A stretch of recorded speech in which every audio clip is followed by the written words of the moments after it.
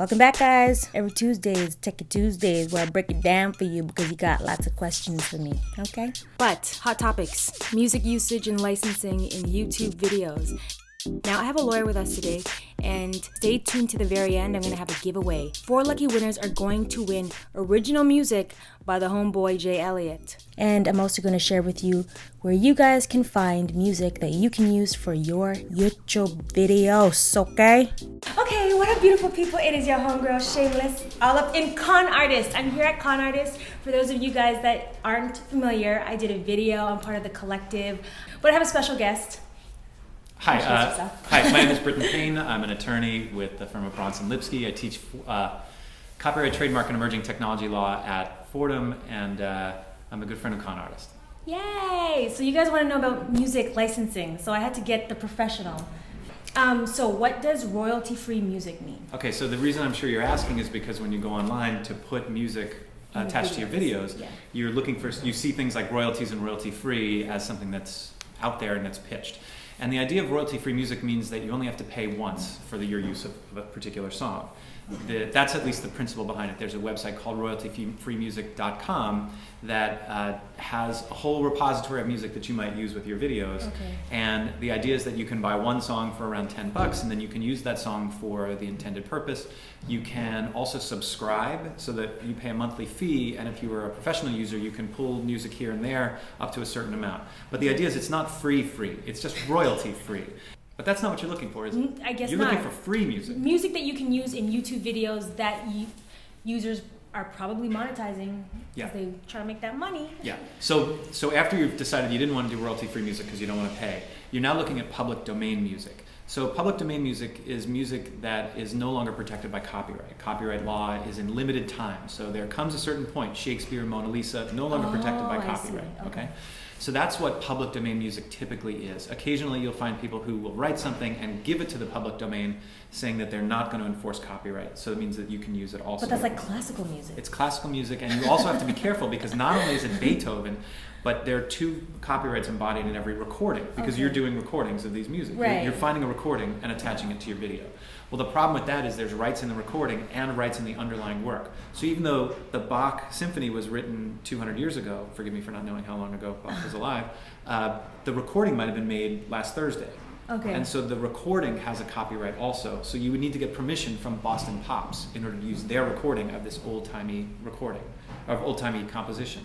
That means that if you want to use public domain music, both the recording and the composition have to be in the public domain. So there's 2 things, recording and composition. Yeah. And 2 people could potentially own that. Potentially, yeah. How do you get permission to use music? Yeah, so there's a website that I think is called it's called musopen.org, musopen.org.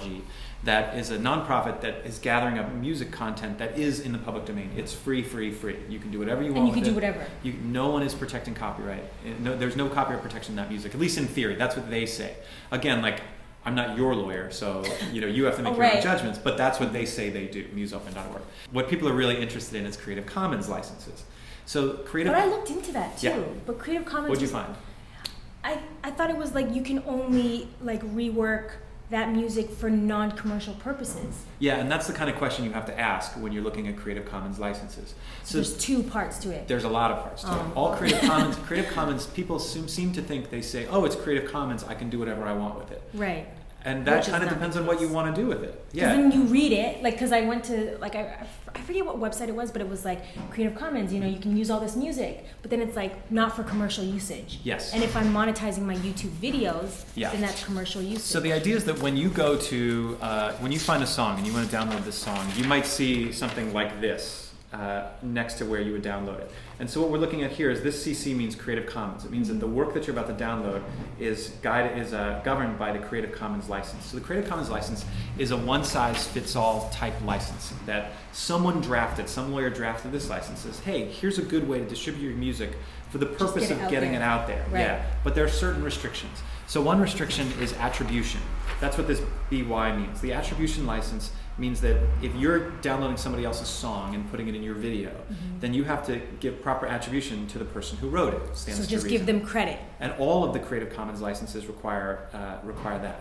So now there are 6 different versions of the Creative Commons license that mix and match different properties. So NC means no commercial use. If you download a Creative Commons song, you're always going to see the BY part of it. You might see NC, which means they don't want you to use the work for commercial purpose. Money, yeah. Do you think that means you can never use the work for commercial purpose?